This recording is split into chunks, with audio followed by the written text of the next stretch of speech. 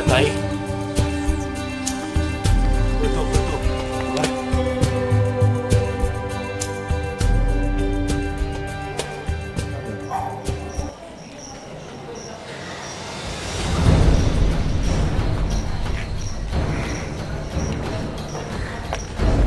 E aí, mano? Bom? E aí, fizeram o serviço? Fizemos nada, mano. O cara errou, mano. O que aconteceu? Ah, o Leandro, ele é muito burro, mano. Ele conseguiu errar o tiro. Pô, você errar o tiro!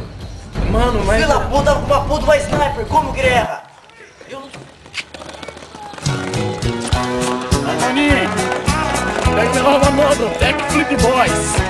Pô, mano, você tá tirando, velho. Os caras precisam pegar nós nessas horas e você fazendo parado, velho. Parado, velho. Pô, velho, vamos pegar esses caras, mano. Senão eles vão pegar a gente.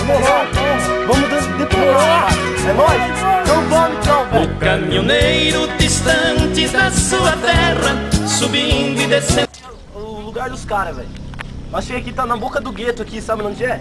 Onde os caras traficam, ali onde tem a bandeira do Corinthians na janela, cara. Firmeza?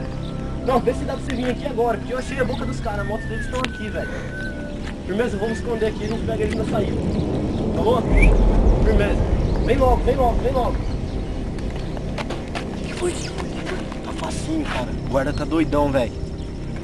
O guarda tá doidão, você tá estranho.